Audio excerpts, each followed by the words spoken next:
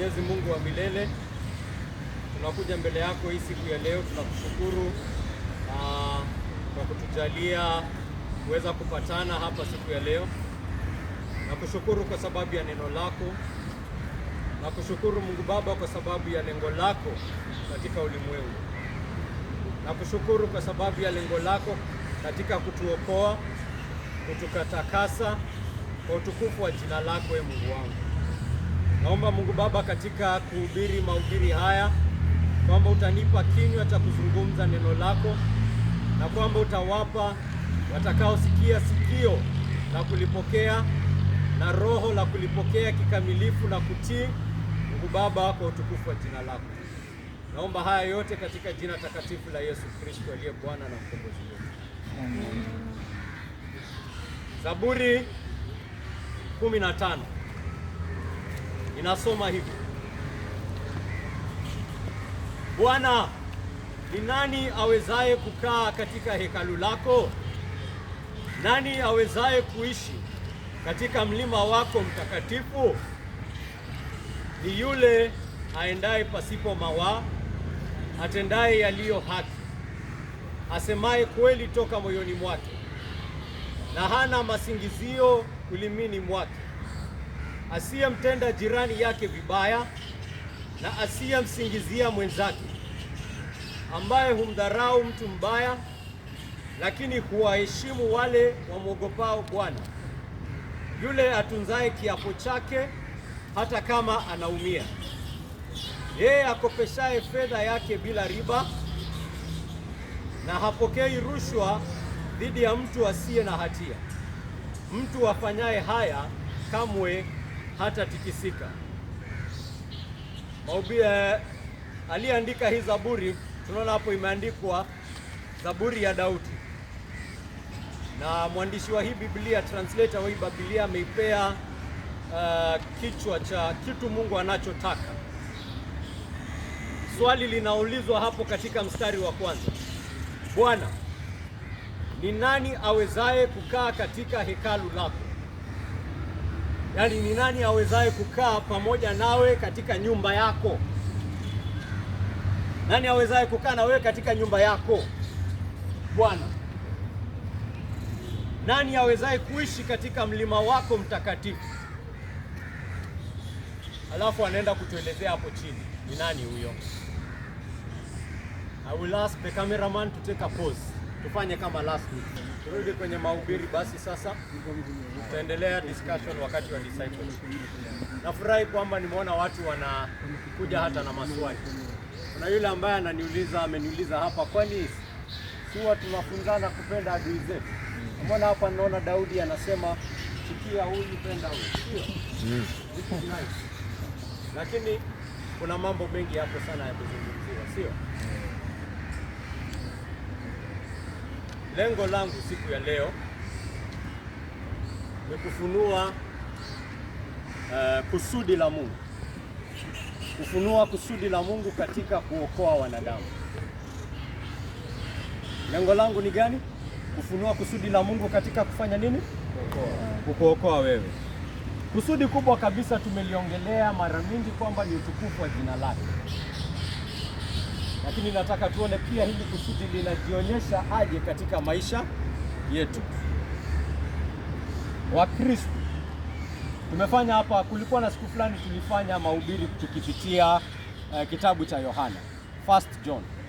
Na tukaona John hata katika injili aliyoandika, injili ya Yohana, anaongea akisema kuhusu Yesu Kristo ni mambo tuliyofanya nini? Tuliyaona, tukafanya nini? Tukashika, tukasikia. Na hiyo ndio mambo sisi tunafanya nini? Tunawaambia. Yaani mambo tunayowaeleza kuhusu utukufu wa Mungu, utukufu wa mwana wa Mungu, utukufu wa Yesu Kristo. Anasema utukufu wa huyu Yesu Kristo tumeuona, na ni utukufu wa nothing else but the Son of God. Hiyo tumeona na tumeshuhudia, na ndio ninawaandikia hapa ili nyinyi pia mpate kuamini. Tumeona mwana wa Mungu. Yohana anakuambia hivi, na yuko tayari hata kutupwa into exile.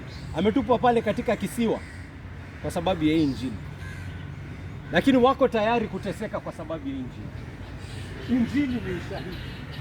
Hicho kitabu ulichokibeba pale ni mkusanyiko wa ushahidi, ni ushuhuda. Mungu amejifunua katika ushuhuda wa watu. Huyu Daudi ni mtu. Daudi na Cinderella tofauti ni kubwa sana. Tofauti kati ya Daudi na Cinderella ni gani? Tofauti kati ya Daudi na Cinderella ni gani?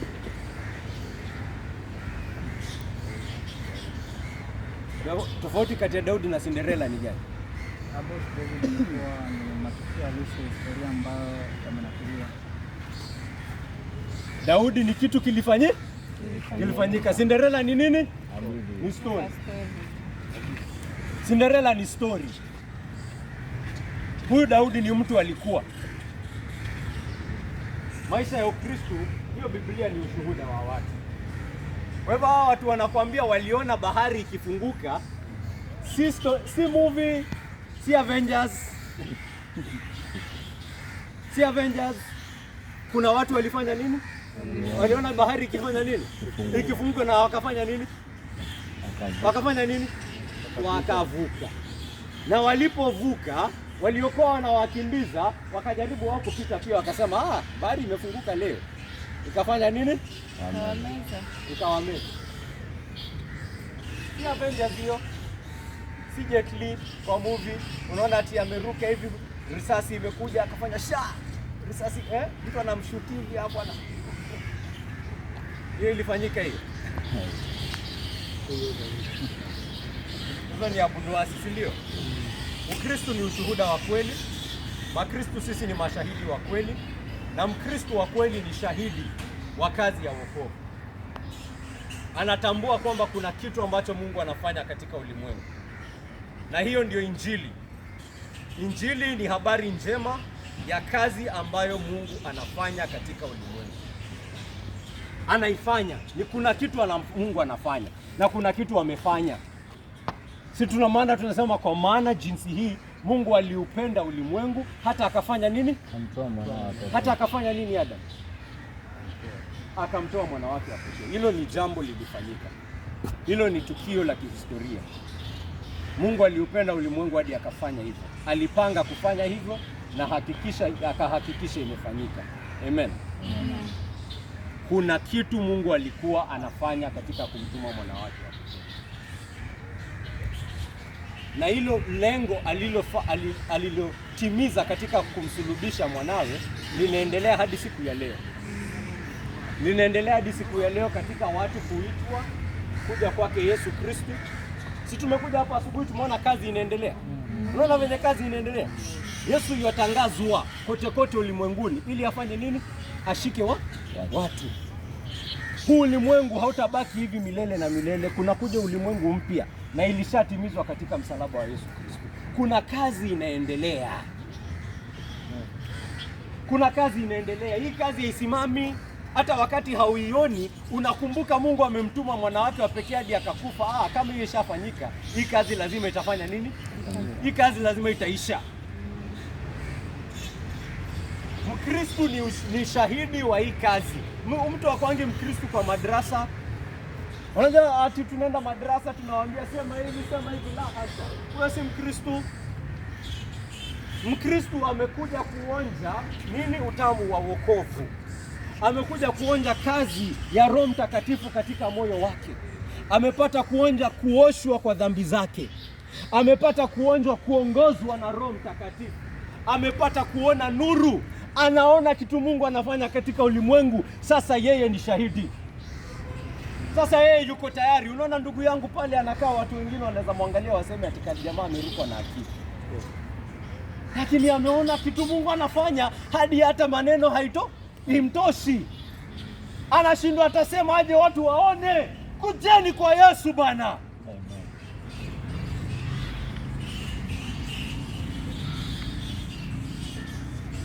Yeye ni shahidi. Na akipata kuona hiyo kazi inayofanyika, hata akiona watu ambao hawajamjua Yesu, moyo wake unafanya nini? Unavunjika, nasema hawa wanaenda kupotea. Mungu washike wao pia. ameona kuna kazi inafanyika. Sio pumbavu hii tunahubiri hapa.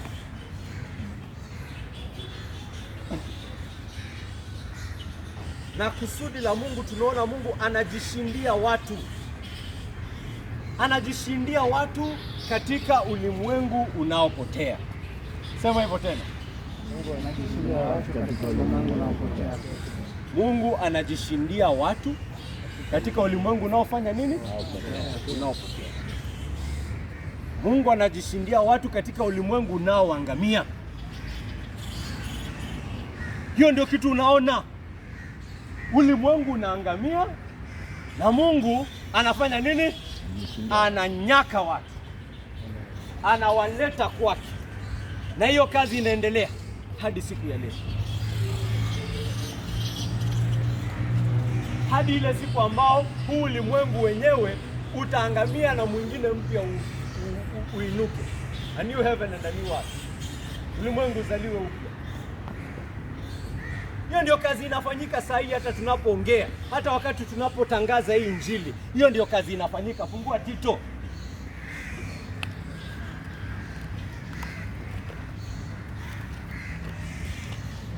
Kwa hivyo hii Injili tunaitangaza kama habari njema ambayo ndio njia ya watu wasipate kuangamia. Nani anakumbuka tulisoma hii Tito msimu upi? Imepita miezi 3 hata kabla tusome hii Tito. Imepita miezi 3. Nani anakumbuka tulisoma wakati wa Krismasi? Ule msimu wa Krismasi tulichambua hii Tito for 2 Sundays. Hiyo Tito chapter 2 verse 11 to 15. Wacha niisome. Na naomba watu walienda nyumbani wakaichambua. Ndio iwe ni rahisi siku ya leo. Ukiisoma na ukiipata mara ya 3 inakuwa ni rahisi zaidi. Amen. Kwa maana neema ya Mungu ambayo inawaokoa wanadamu imefunuliwa. Nayo yatufundisha kukataa ubaya na tamaa za kidunia, ili tupate kuishi maisha ya kiasi, ya haki na ya utauwa katika ulimwengu huu wa sasa, huku tukilitazamia tumaini lenye baraka na ufunuo wa utukufu wa Mungu wetu mkuu, aliye Mwokozi wetu Yesu Kristo. Ndiye alijitoa nafsi yake kwa ajili yetu ili atukomboe kutoka uovu wote na kujisafishia watu kuwa mali yake mwenyewe, yaani wale walio na juhudi katika kutenda mema. Kama hujasoma hiyo kitu nyumbani, ile siku tuliisoma Sundays 2, gani sasa hivi itakuwa haraka, na hiyo sio chief text ya leo. Kwa hivyo siwezi kaa hapo 30 minutes. Nitaipitia juu kama Ferrari. Lakini kama hukusoma nisikize hapa. Fungua masikio. Fungua unisikize. Anasema neema ya Mungu imefunuliwa. Ukisoma hiyo verse vizuri utaona hiyo neema ilifunuliwa katika Yesu Kristo kufanya nini? Kujionyesha. Yesu Kristo kufanywa kuwa wazi. Yesu Kristo kuzaliwa. Kuzaliwa na kwenda hadi wapi? Msalabani. Na alipoenda msalabani, anaeleza hapa lengo lake lilikuwa hii: kujisafishia watu kuwa mali yake mwenyewe, kutukomboa kutoka uovu wote, na anataka atakapotukomboa na kutusafisha kuwa mali yake mwenyewe, tukue watu tulio na juhudi katika kutenda mema. Hiyo ndio ilikuwa lengo yake. Atutoe kutoka uovu, atusafishe tuwe mali yake, na tuwe watu wenye juhudi. Wakristo si watu wa kulegea, wana juhudi ya kufanya nini? Kutenda mema. That was his goal. Hiyo ndio ilikuwa lengo ya Yesu, kukuokoa. Yesu hakukuokoa ndio uoshwe dhambi zako, useme dhambi zimeoshwa, alafu sasa nifanye nini? Si mimi niko sawa. Sasa niko sawa. Sasa sinishaoshwa, sina kitu cha kuogopa. La hasha, basi wewe hujaunganishwa na Yesu. Sababu unaona anasema hii neema ndani ya Yesu inatufunza. Kama umepokea hii neema ya Yesu, inatufunza kukua type of way. kukana uovu na kutafuta kutenda mema. Kama tumepokea hii neema, hivi ndio inafanya, inatufunza. Hizi neema imelala, sio? Nasema inatufundisha kukataa ubaya, inatufundisha kukataa tamaa za kidunia, ili tupate kuishi maisha ya kiasi, yani self controlled lives. Si maisha kama mtu wa ulimwengu mwenye hana kiasi. Ikifika mambo ya pombe anakunywa hadi aanguke chini. Ikifika mambo ya ngono anapata wasichana 10 hadi apelekwe koti. Hana kiasi, hawezi jicontrol, anakontroliwa na passions zake, tamaa zake. Mtu ameokolewa, mtu ameonja hii neema katika Yesu Kristo, inamfunza kuishi maisha ya kiasi, maisha ya haki, maisha ya utauwa, a godly life in this generation as we wait for the return of Jesus Christ. Mwenye alituokoa ndio si alituokoa akakufa kwa ajili ya dhambi zetu, na anakuja. Kwa hivyo akikuja atapata nikiendelea kuishi katika zile dhambi ambazo alikufia. Ninatarajia tunaishi hivi tukifanya nini? Tunatarajia jinsi alivyokuja mara ya kwanza kama kitoto, sasa anafanya nini tena? Atakuja tena kama kitoto. Anakuja tena kukufia dhambi. Hiyo kazi si ashafanya. Na si ashafanya mara moja. Na hiyo mara moja imetosha. Akija atakupata bado unaendelea na uasherati wako enye ilimweka pale. Halafu wewe tu unaishi tu na uasherati wako, unasema, "Oh, mimi nimeokoka. Mimi namjua Yesu, amekufa kwa ajili ya dhambi zangu." Na unaendelea katika hizo dhambi ambazo zilimweka msalabani, na unatarajia anafanya nini? Atakuja tena, utamwambia, "Yesu, ulikufa kwa ajili ya uasherati. Sasa tumelipia license." Hivyo ndio utafanya. Hivyo ndio unatarajia My friend, unafaa kutarajia kusimama mbele ya Yesu. Unafaa look forward to it. Unakaa chini asubuhi unatarajia akija anipate niko tayari. Kwa hivyo kama tunamtarajia aje, utaendelea kuishi maisha ya ufisadi yenye ilimweka msalabani? Utaendelea kuishi maisha ya ukatili, maisha ya uongo, maisha ya ulevi? Na hiyo ndio unajua ilimweka pale. Neema hii inafanya nini? Inakufunza hizo vitu ufanye nini? Uziwache, uishi maisha ya kiasi, huku tukitarajia akija nisikuwe na aibu. Akikuja nisikuwe na aibu mbele yake. Akikuja haki na nimekuwa sitakuwa na aibu. I'll be very ashamed.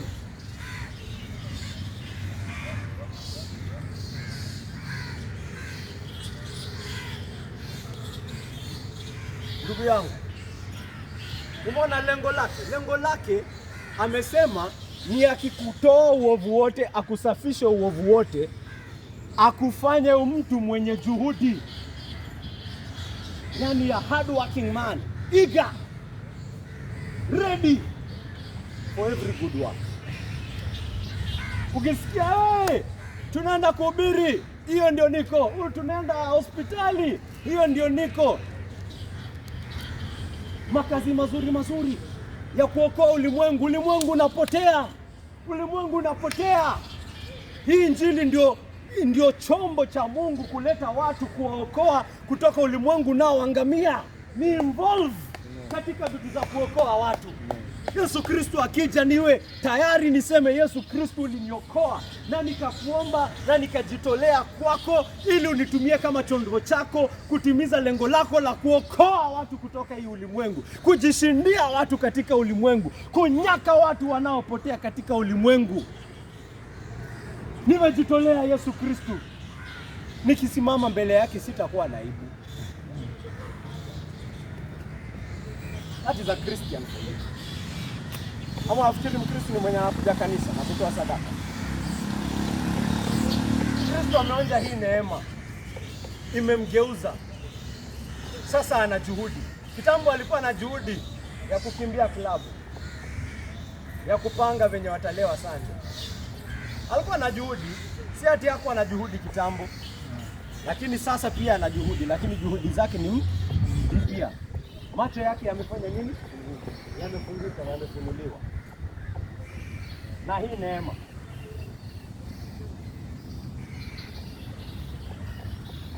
First Thessalonians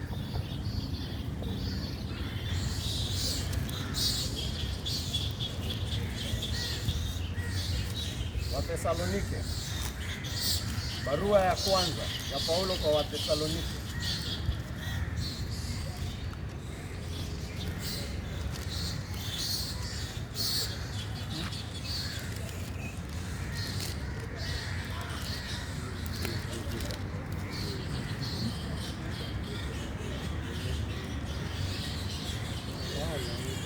Mlango ni 4.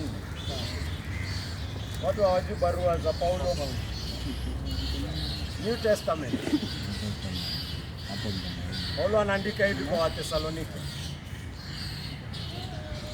hatimaye ndugu, tuliwaomba na kuwasihi katika Bwana Yesu kwamba kama mlivyojifunza kutoka kwetu jinsi wapasavyo kuishi ili kumpendeza Mungu, kama vile mnavyowaishi, imewapasa mzidi sana kufanya hivyo, kwa kuwa mnajua ni maagizo gani tuliyowapa kwa mamlaka ya Bwana Yesu. Mapenzi ya Mungu ni kwamba ninyi mtakaswe, ili kwamba mjiepushe na zinaa, ili kwamba kila mmoja wenu ajifunze kuutawala mwili wake mwenyewe katika utakatifu na heshima, si kwa tamaa mbaya, kama watu wa mataifa wasiomjua Mungu. Katika jambo hili mtu asimkosee ndugu yake wala kumlaghai, kwa kuwa Bwana ni mlipiza kisasi katika mambo haya yote, kama vile tulivyokwisha kuwaambia mapema na kuwaonya vikali. Kwa maana Mungu hakutuitia uchafu, bali utakatifu.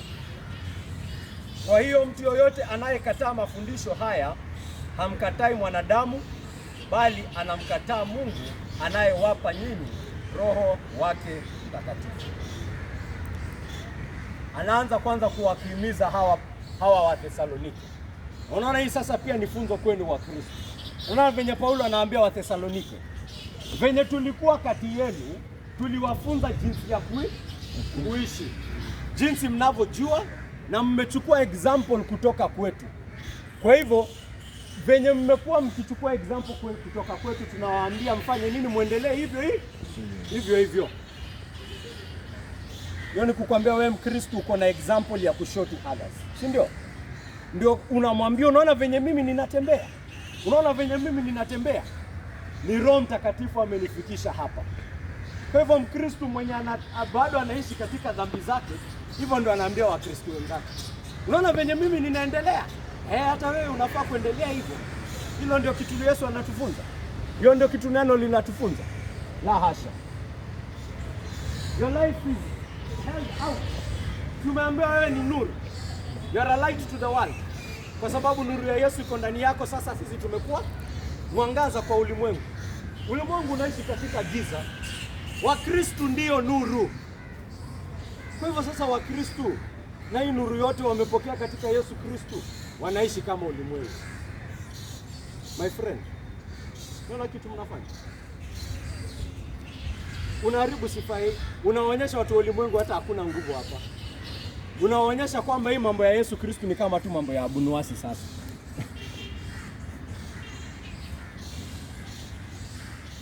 anaendelea kwa kusema verse 4. Nataka kila mtu asome verse 3. Kila mtu nataka asome verse 3. Tutaisoma pamoja 1 2 3. Mapenzi ya Mungu ni kwamba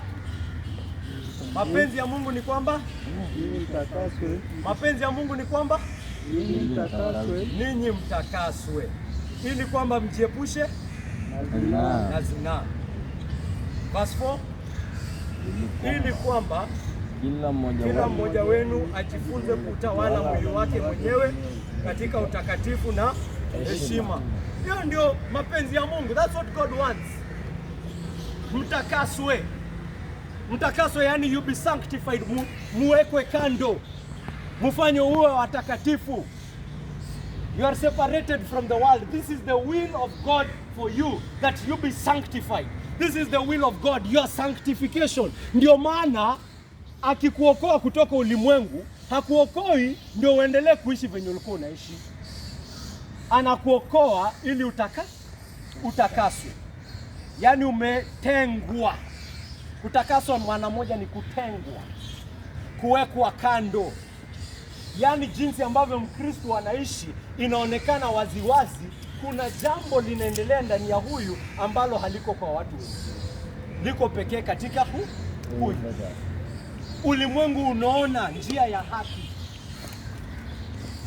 na unatakaswa katika utakatifu. Unakuwa zaidi kama Yesu Kristo. Hatutakaswi katika uovu. Kuna watu wengine wamezidi katika uovu huu ulimwengu, unaweza sema kwamba wametengwa katika uovu. Ako grade yake ya uovu, ako grade yake ya uasi. Yaani mwizi grade yake hadi wezi wazake wanamwabudu. Wanasema huyo hiyo ndio tumeitwa wa Kristo tufanye sasa. Hadi tumetengwa katika uovu.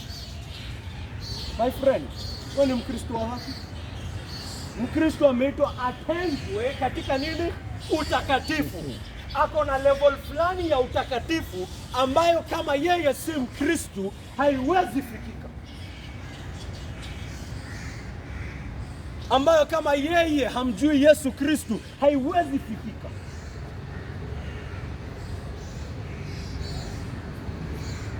Ajue kuendelea, ajue conduct his body, ili kwamba kila mmoja wenu ajifunze kutawala mwili wake mwenyewe katika utakatifu na heshima. Hii mwili umepewa, kitambo ulikuwa unaipeleka uasherati. Sasa unatambiwa umepewa nguvu ya kuitawala, uitumie kwa njia ya heshima. Kwa njia ya heshima. In an honorable way. Ama you think this body is useless? This body can be used for evil. Roho yangu ndio safi. Roho yangu ndio safi. Mbona unaacha hiyo roho basi kuongoze uende pale kubaka msichana wa wenyewe? Venye hiyo mwili inaonyesha, inatuonyesha kitu inaendelea wapi? Ndani ya roho. Ama mwili inajitawala. Wewe ukikufa hii mwili itasema sasa wacha nimekuwa nikingojea radhi na kufa. You know, that is what makes us human. Our soul is so neatly tied with our body. Hata katika kukombolewa kwetu tunajua tumehakikishiwa ukombozi kamilifu. Yaani hata hii mwili tutafanya nini? Tutarudishiwa. That is what makes us human. Soul and body. Very neatly tied that they cannot be separated. Hiyo mwili uitumie kwa njia mzuri, si kwa zina, kwa utakatifu na heshima.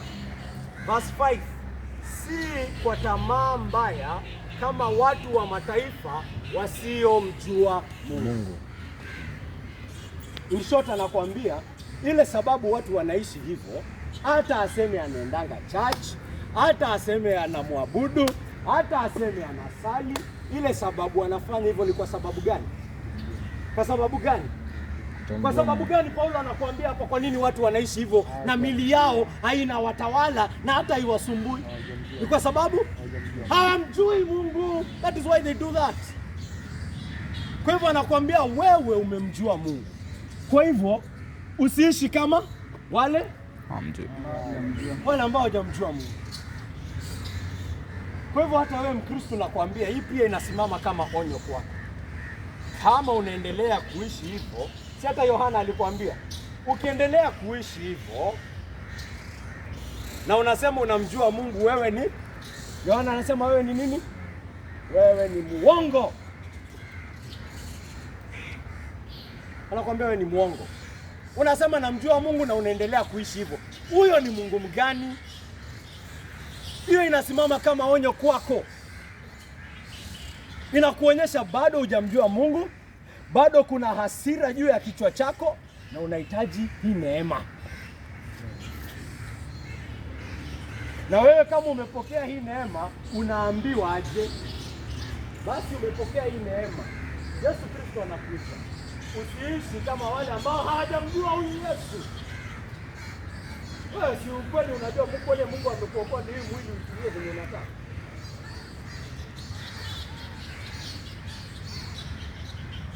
Unasikia venye anasema hapa verse 7. Kwa maana Mungu hakutuitia uchafu. Soma verse 7. Mungu hakutuitia uchafu bali nini? Utakatifu. Utakatifu. God has not called us in uncleanliness, but what? Holiness. Mungu hajatuokoa ndio tukue wachafu. Ama unafikiri Mungu amekuokoa bure? Si tumesema ako na kusudi. Kwa hivyo kama umeokolewa ni kusudi la Mungu limefanya nini? Limekufikia. Ako na lengo. Anakuita, anakuhesabu haki, anakuambia wewe uko sawa ndani ya mwana wangu Yesu Kristo. Sasa hizi njia zako za kale fanya nini? Wacha. Njoo kwangu, nina nguvu, njoo nikuonyeshe njia. Anakuwa mtu wa juhudi kutenda mema. Akigundua kuna uchafu ndani yake, hatulii.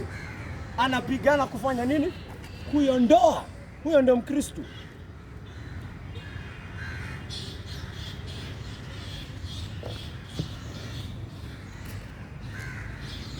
Na wacha nikuhakikishie, usijidanganye utaishi venye unataka alafu bado bado utamwona Mungu. Usijidanganye. Wacha nikwambie tena, usifanye nini? Usijidanganye utaishi venye unataka alafu bado utamwona Mungu. My friend, it doesn't work like that. Wacha niiseme mara ya tatu. Usijidanganye ati utaishi venye unataka. Ati utaishi tu venye unajisikia. Alafu kuja useme ati umeokoka ile siku ikifika. Unasoma Biblia tofauti sana. Hata nikusomea onyo moja hapa. Waebrania 12:14.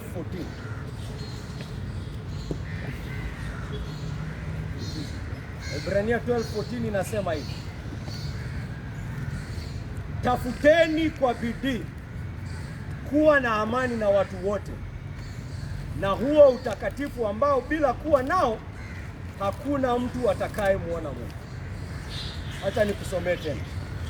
Tafuteni kwa bidii kuwa na amani na watu wote, na huo utakatifu ambao bila kuwa nao hakuna mtu atakayefanya nini? Atakayemwona Mungu. Anakuambia tafuta huo utakatifu. Yaani kuna utakatifu fulani ambao bila utakatifu huo hakuna atakayefanya nini? Hakuna atakayemwona Mungu. My friend, if you read the context of that verse, he is talking about a practical holiness. Practical. Yaani inayoonekana katika vitendo. Utakatifu unaoonekana katika nini? Vitendo vyako. Hiyo ndio context ya hiyo verse. Hiyo ndio muktadha. Hiyo verse wa Ibrania 12:14. Tafuteni utakatifu ambao bila kuwa na huo utakatifu hakuna kufanya nini? Muona Mungu. Kwa sababu hata nikiendelea, hata nikuonyeshe it is a practical. Verse 15, angalieni sana mtu yeyote asiikose neema ya Mungu, na kwamba shina la uchungu lisije likachipuka na kuwasumbua na watu wengi wakati wa unajisi kwa hilo. Angalieni miongoni mwenu asiwepo mwasherati au mtu asiyemcha Mungu kama Esau, ambaye kwa ajili ya mlo mmoja aliuza haki ya uzaliwa wake wa kwanza. Baadaye, kama mnavyofahamu, alipotaka kuurithi ile baraka alikataliwa, maana hakupata nafasi ya kutubu, ingawa aliitafuta kwa machozi. Unaona venye anaongea? Anasema huyu Esau alikuwa na ile baraka ya firstborn. Akafanya nini? Akaiuza. Akasema kuishi katika maisha ya uasherati ni kama kufanya hivyo. Ulikuwa na jambo nzuri kutoka kwa Mungu, ukasema wacha nipate hiyo enjoyment ya dakika 20. Wacha nijienjoy kidogo. Hiyo mambo ya Mungu tutafanya kesho. Hiyo mambo ya Mungu tutafanya kesho. Yaani unaona mambo ya Mungu ni bure. Unadharau mambo ya Mungu kama Esau. Sivyo ndio Esau aliambiwa? Esau alikuwa na njaa. Esau alikuwa na njaa. Alikuwa na njaa. Akaambiwa, Esau akakuja akapata mzee anapika supu. Supu. Ingine ilikuwa supu ya pojo. Akasema nipe hiyo supu bwana. Kwa jamaa akamwambia mimi hakuna supu yangu naonja. Kama unataka supu yangu, nipe haki yako ya mwana wa kwanza. Yaani mimi kuanzia leo ndio firstborn. Unajua Esau alisema nini? Alisema sasa kuwa firstborn inanisaidia nini mimi? Huyu ni mtoto wa Yakobo. Huyu ni mtoto amefunzwa kuhusu Mungu. Huyu ni mtoto anajua the inheritance that has come down all the way from his father Abraham. The promise. Na anasema kuwa firstborn kwangu sasa ni nini? Leta hiyo supu bwana. Akaambiwa hapa sema kwanza leo mimi si firstborn. Akasema chukua yote, leta hiyo supu bwana. Sivyo ndio watu wanafanya. Unaambiwa na Mungu usiishi hivyo, ishi hivi. Kuna urithi huu nimekutayarishia, kuna haya mazuri, njoo kwangu. Unaona uasherati ndio inakuja hapa. Unasema leta hiyo uasherati bwana. Hii sasa inanisaidia nini? Hii inanisaidia nini? Unadharau utakatifu wa Mungu kama Esau. Si ndio hiyo hapo, pesa kidogo ambayo imekuja kiharamu. Leta hiyo pesa bana. Hii kufuata Yesu inanisaidia nini? Hii kumtii Yesu inanisaidia nini? Wewe na Esau mnaendelea tu WhatsApp group moja. Na anasema kuna siku ilifika Esau alililia hiyo blessing. Si mnajua hiyo siku? Alilia. Akasema akinipe hiyo blessing. Hata akasema najua Yakobo ameichukua, lakini kama kuna mabaki kidogo imebaki nipe hiyo mabaki. Alipata ile baraka ambayo ilitoka kwa mdomo wa baba yake Yakobo. Ilikuwa ande usome hiyo baraka. It was a curse. It was literally just a curse. Amelia, amesema yenye imebaki nipe hiyo haki. Nipe yenye imebaki. Wewe endelea kudharau yenye Mungu anakupea katika Yesu Kristo. Enda chukua hiyo uasherati yako. Unaambiwa na Biblia utalilia hiyo baraka. Unasema wai hiyo kidogo yenye imebaki Mungu. Nilikuwa mjinga nikiuza. The practical holiness.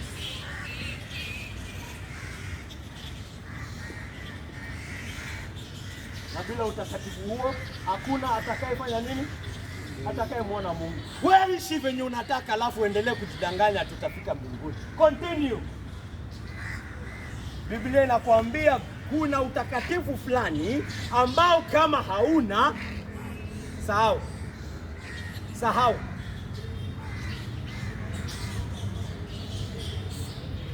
Kwani Mungu amefanya malengo yake ndio watu waendelee kuishi venye wanataka? Kwani Mungu amemtuma mwana wake afe msalabani ndio watu waendelee kuishi katika tamaa zao? Si watu washaanguka katika Adamu. Si tunajua ulimwengu ulianguka katika Adamu. Tulimsikia ndugu yangu akihubiri pale. Ulimwengu ushaanguka katika Adamu. Wanadamu wamezaliwa na asilia ya dhambi. Biblia imekiri kuhusu hii asilia ya dhambi. Umeona hata katika gharika inakuja. Mungu anakasirika sana na dhambi. Gharika imekuja, baada ya gharika walimtii Mungu. Si walichenga ile mnara wa Babeli. Walijenga ile mnara wa Babeli tu hapo tu. Na waliambiwa nyinyi tafakaeni, wakasema hapana, sisi tunaona itakuwa afadhali kujenge hii. Tayari washaanza kuona wao wana akili kuliko mimi. Siku Sodoma na Gomora walichoma baada ya gharika bado. Watu wanajua Mungu ako na hasira dhidi ya dhambi na bado wanaendelea. Taifa la Israeli tukisoma historia yake. Kuna wiki fulani hapa tulifanya taifa la Israeli kama Sundays. I think about 13-14 Sundays. Tukisoma tu kuhusu taifa la Israeli. Si mliona hadi mkasikia story hadi kama tunasoma same story kila siku. Watu wa Israeli wakafika hapa. Wakafanya nini? Wakamwasi Mungu. Mungu akawarudisha tena. Haya, watu wa Israeli wakafika hapa. Wakafanya nini? Wakamwasi Mungu. Yaani kila wiki tunasema watu bana, when will they learn? Kwa nikifanya Bible study pale nyumbani kwangu, na tukaona kwamba hata ile neema ya Mungu si kitu ya forever. Inafika wakati fulani hata si tunakumbuka, kuna wakati mwingine Mungu anasema mimi nimechoka na hao watu. Acha niwachome wote. Kosa nitaanzisha Israeli ya fresh na wewe. Si Mungu amefika hii hapo. Si ndio? Musa ana plead anasema haki Mungu usifanyie watu wako hivyo. Usifanyie watu wako hivyo haki Mungu. Kumbuka neema yako. Kumbuka Abrahamu, kumbuka Isaka, kumbuka Yakobo. Wasamehe watu wako. Moses has to plead for these people over and over. Na sasa Mungu amemtuma mwana wake wa pekee. Alafu unataka bado kuendelea hivyo. Sasa nini imebaki? Kama Mungu ametuma mwana wake wa pekee akafa, nini imebaki? What is going to change you? If that cannot change you, what will? Nini imebaki? Wewe si umeonyesha wewe ni rubber stamp ya moto sasa. Kwani Mungu anakupa neema ndio uendelee kuishi katika dhambi? Unapewa neema ndio uendelee kuishi katika dhambi? Hiyo neema ni ya kukupa nguvu kushinda dhambi. Kushinda dhambi. My friend, are you misunderstanding the Bible? Do you think this is a license to live the way you want? Unafikiri ni license ya kuishi venye unataka? Mse unaweza ishi vile unataka bila Bible. Kama unataka kuishi venye unataka, you can do it without the Bible. Don't come and start lying to yourself here that you are a Christian. Nimeosha dhambi zangu. Alafu unatoka hapa, unaenda unaishi venye unataka. Unadharau aje damu ya Yesu wewe? Kila mara hao wa Israeli walikuwa wanarudi katika dhambi, walikuwa wanadharau neema ya Mungu aliyofanya, si ndio? Wanaidharau afresh. Wanataka kudharau the biggest thing God has ever done, sending his only son.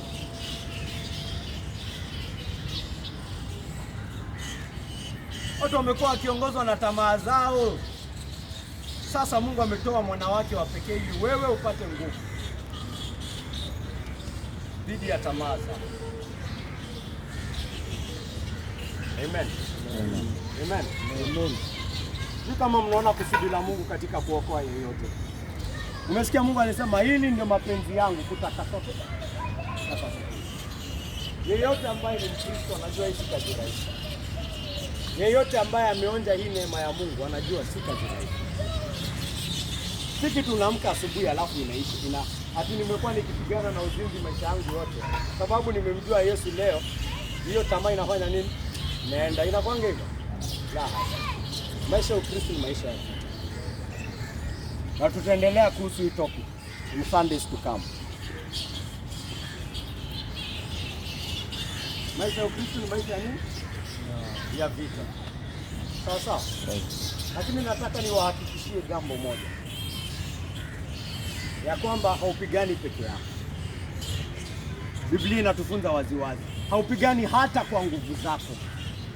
Si kwa nguvu zako unapigana. Kama wewe ni Mkristo. Nilisikia Paulo akisema Mungu ambaye anafanya nini? Anatupea Roho wake Mtakatifu.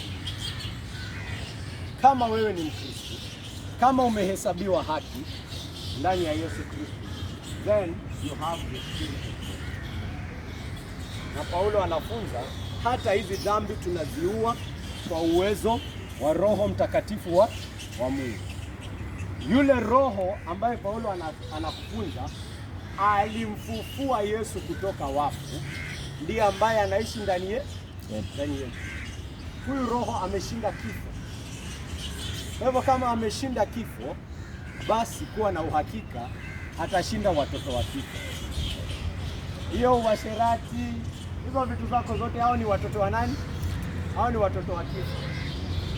Kwa hivyo kama huyu Roho Mtakatifu ameshinda baba yao na yuko ndani yako, kuwa na uhakika basi kama kwamba anaishi ndani yako.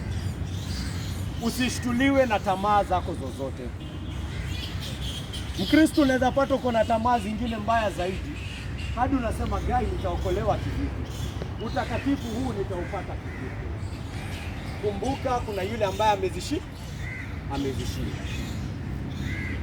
Na ukumbuke wewe kushinda hizo dhambi ni ishara ya kusudi la Mungu kufanya nini? Linasonga wapi?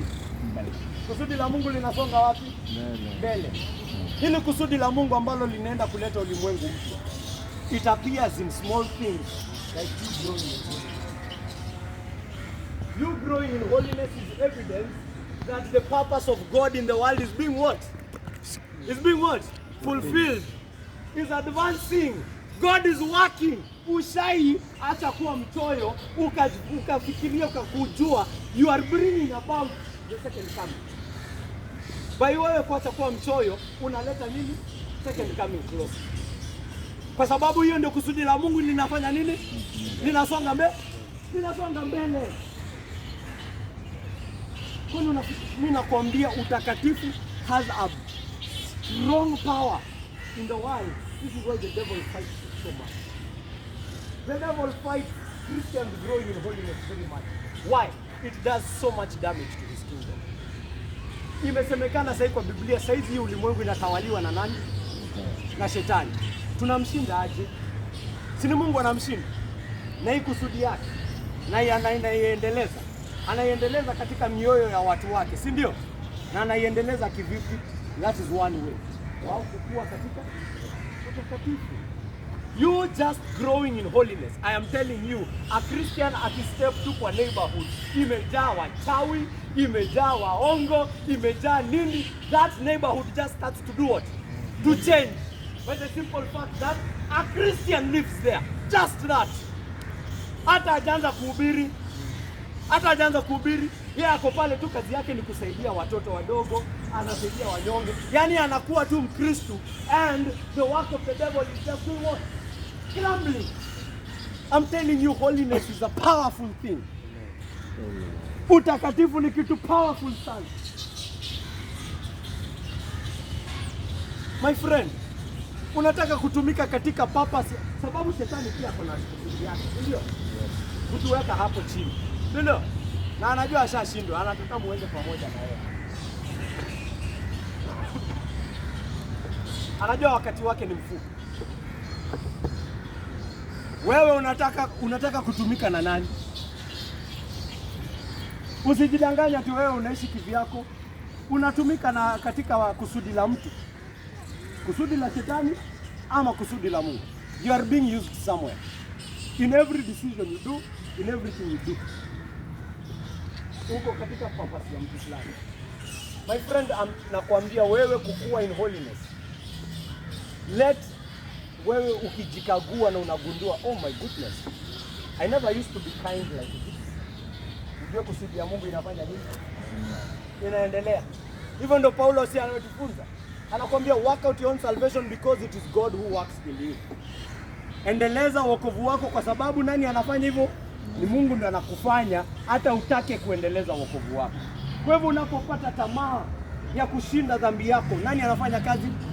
Mungu anafanya kazi moyoni mwako. Mungu anaendeleza kusudi lake katika ulimwengu. The kingdom of God is advancing by you growing in holiness.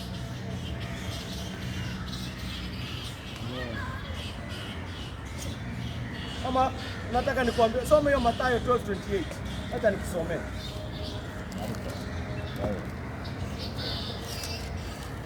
Mathayo 12:28 Yesu ametoka kutoa mapepo.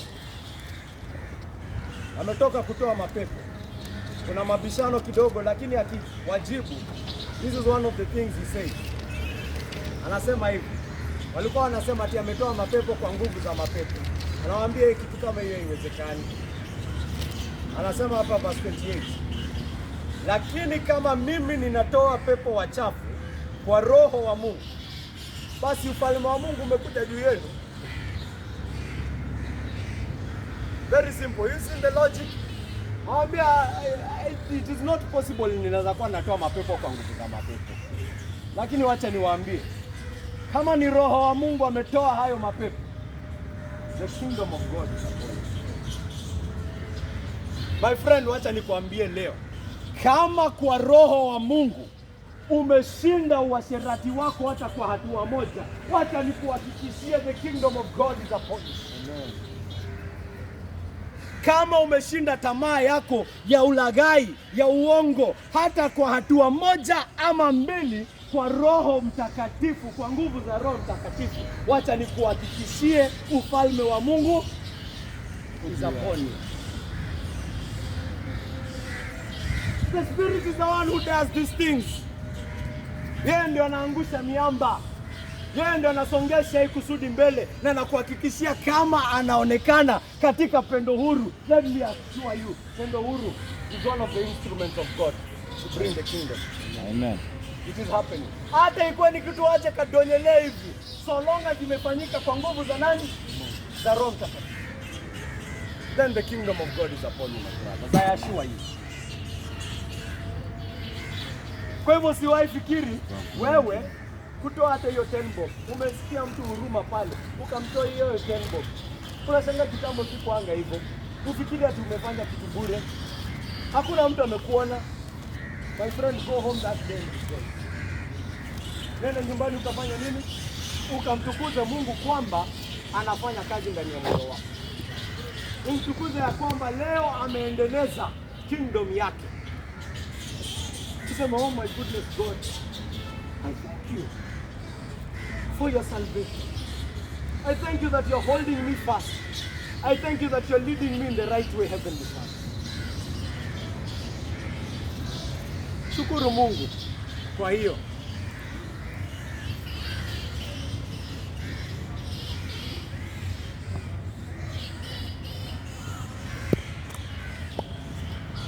Omlilie afanye kazi zaidi.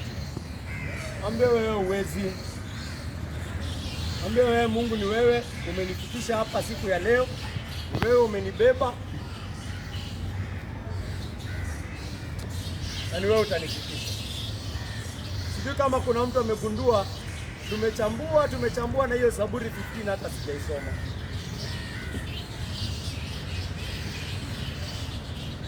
Lakini ukipitia hiyo Zaburi 15 after hiyo long introduction ambayo ndio ending pia, utaiona pia, si ndio? Unasikia venye mtu wa Zaburi anauliza ni nani atakaa katika hekalu ya Bwana?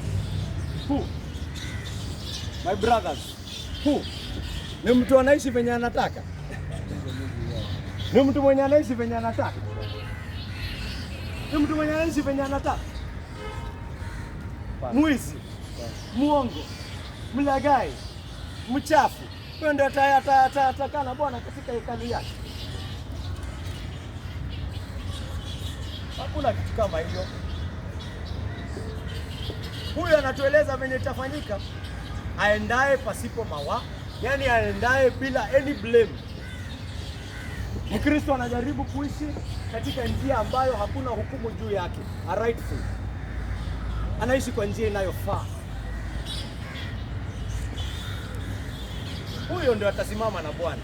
Atendaye yaliyo haki, asemaye kweli, mdomo wake uko under the power of God. Anasema ukweli, hana masingizio katika ulimi wake. Asiyemtenda jirani vibaya. Unaona, hata kuna mambo ambayo hayafanyi. The things this man does not do.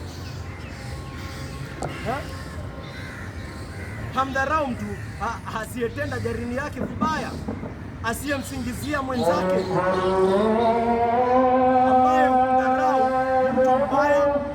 lakini huwaheshimu wale wamwogopao Bwana.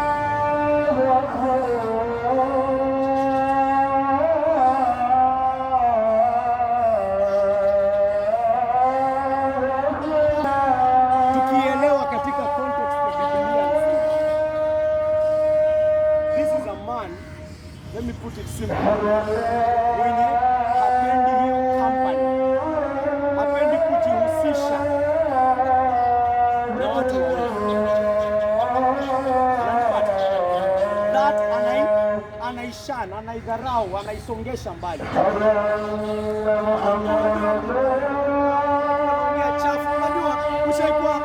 Unajua ukikuwa katika Ukristo unatembea, unaanza kufungasha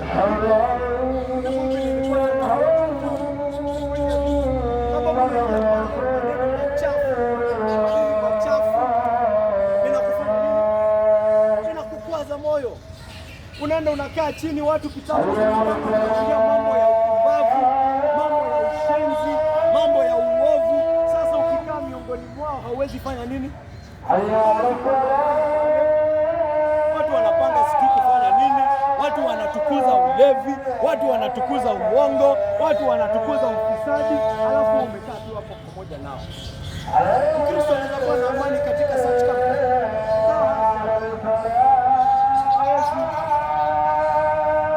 In simple terms, he hates. Wewe tu uwe ni Mkristo na unakaanga tu na watu wenye asubuhi na jioni ni chafu wanaongea. Wewe ni Mkristo wapi? Wewe ni Mkristo wapi? My friend, show me mwenye una hang out na yeye nikwambie wewe ni mtu gani. Show me who you hang out with.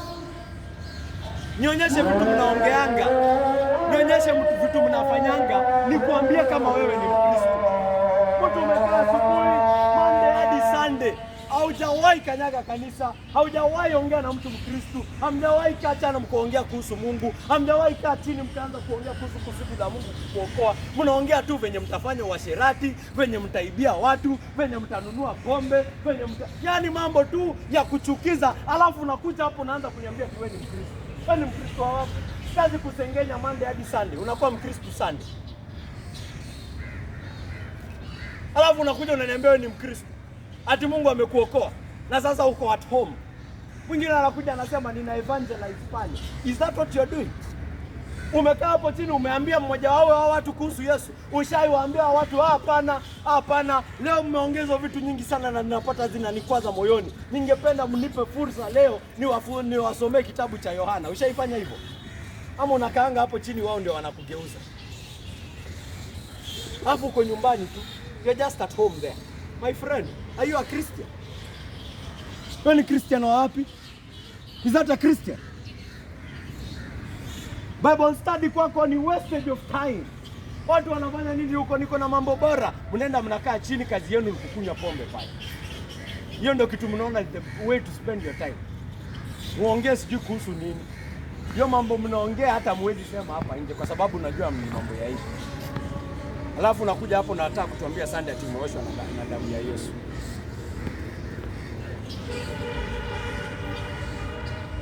Damu gani hiyo imekuosha wewe? Wewe utakaa kwa Mungu kweli? Utakaa kwa mlima wa Mungu kweli hata? Utaweza? Mwenye Zaburi anakuambia unaweza kweli ukiishi hivyo? Hauwezi. Anatunza kiapo chake hata kama anaumia. Akopeshaye fedha yake bila riba, hapokei rushwa. Mambo yake ya pesa, mambo yake ya venye anatetea au kunyanyasa wanyonge, unaona? Neno lake kwake he's a truthful man. Unaona? Akisema amesema. Hata kama neno lake linakuja kuwa hasara kwake, bado anasema hivyo ndio nilisema. He's a truthful man. Huyo ndio atakaa na Bwana. Huyo ndio mwenye anaonyesha ishara ya kwamba kazi ya Yesu Kristo inaendelea katika roho yake. Huyo ndio amepokea neema. Huyo ndio anatarajia kuja kwa Yesu Kristo. Huyo ndio mwenye anajuhudi kuishi tuishi maisha mema. Mtu afanyaye haya kamwe hata tikisika. The one who lives like this will never be moved, will never be shaken.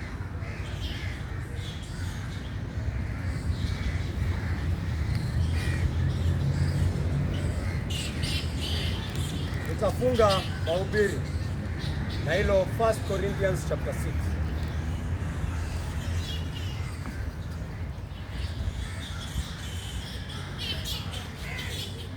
Verse 9 to 11.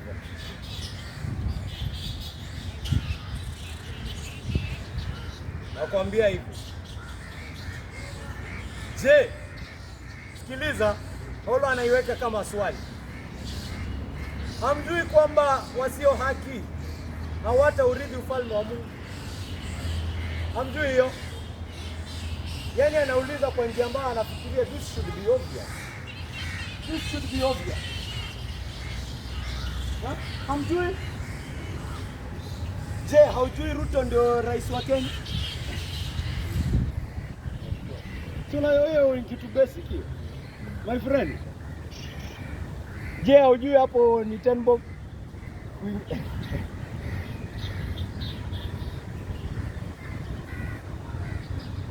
Na Paulo anakuuliza kitu kingine nje ni obvious. Haujui wenye wasio haki hawataurithi ufalme? I thought everyone knows this.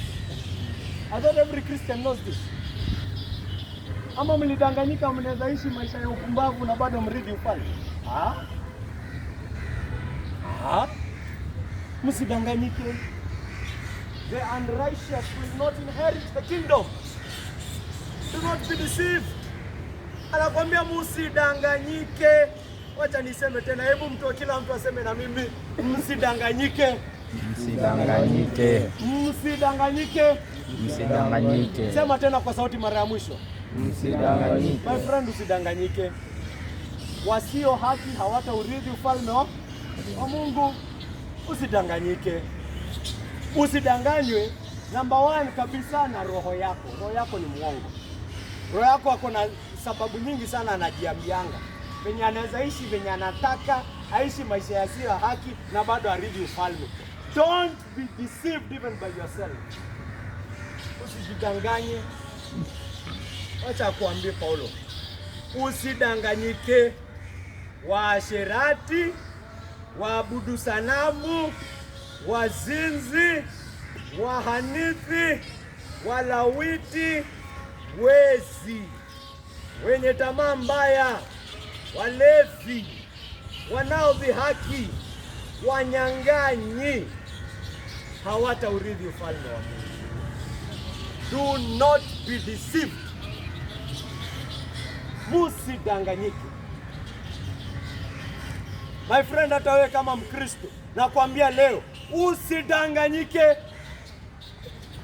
Waongo hawapatikani pale. Wazinzi, wezi, wahanithi, wenye tamaa mbaya hawapatikani pale mbele.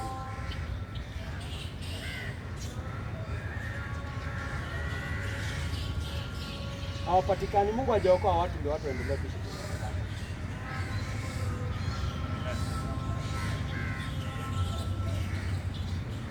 Amen. Amen. Amen. Amen. Tujitazame kila mmoja wetu. Tutazame kila mmoja wetu. Tukitambua kwamba Mungu ametupa nguvu katika Roho wake Mtakatifu ili tuweze kushinda hizi tamaa zote. Si ati Mkristo hana hizi tamaa. Ana nguvu ya kufanya nini? Ya kujitawala. Na katika kujitawala anaonyesha kwamba lengo la Mungu linafanya nini? Linasonga, linatimilika ndani ya maisha yake na ndani ya ulimwengu. Amen. Amen. Na wale ambao hawajamjua Yesu Kristo, kama mmeelewa mahubiri yangu, utapata kujua kwamba hakuna kushinda hizi vitu bila kujua Yesu. Hakuna kushinda hizi vitu bila kuhesabiwa haki katika Yesu Kristo. Hakuna. Lazima umpokee Yesu. Yeye ndio, katika yeye ndio kuna nguvu. Ndani yake ndio kuna nguvu za kutakaswa. Hapa watu wa ulimwengu wanakuanga na kuhesabiwa haki by death. Napata mtu ni mwizi, ni mfisadi, ni nini, alafu siku anakufa ndio watu wanaanza kusema ati yako wapi? Ati yako wapi? Ati yako mahali pema. In short, in the eyes of the world, people get justified by dying. Watu wanahesabiwa haki kwa kufa. Wewe ishi venye unataka, tutakuita mtu mzuri, ile siku utafanya nini? Ile siku utakufa. Biblia inakuhakikishia, my friend, hauhesabiwi haki kwa kufa. Watu wanaweza sema hata wateka msalaba kwa kaburi lako, na sasa hizo unachomeka. Unahesabiwa haki peke yake kwa kukubali wewe ni mwenye dhambi, kwa kuona kwamba wewe ni mwenye dhambi na kukubali kazi ambayo Mungu amefanya katika kumtuma mwana wake wa pekee kwa ajili ya dhambi zako. Mpokee Yesu Kristo. Amen. Amen. Mpokee Yesu Kristo. Amen. Amen. Mungu abariki kwamba hili neno linazungumza nasi katika mioyo yetu, kwa sababu tumekuwa tukiishi tukitetea tamaa zetu mbaya. Tumekuwa tukizitetea tukisema kwamba ni lazima tuishi hivi, kwamba unaelewa, kwamba jambo moja au lingine ambao watu wanajidanganya nao mioyoni mwao. Tunataka kuungama dhambi zetu mbele yako. Tunataka kukuitisha Mungu Baba kwamba utusamehe, kwa sababu wewe ni mwingi wa neema na mwingi wa rehema, na kwamba utatujalia Roho wako Mtakatifu Mungu Baba, ili kutuhakikishia kwamba sisi ni wana wako, ili kutuhakikishia kwamba sisi ni maraia katika ufalme wako Mungu wangu, ili kutuhakikishia kwamba sisi ni wana wako, na ili kutuhakikishia Mungu Baba kwamba tutapata kukuona hiyo siku. Tutaishi nawe katika hekalu yako, tutakaa nawe katika mlima wako. Naomba haya yote katika jina takatifu la Yesu Kristo aliye Bwana na mkombozi wetu.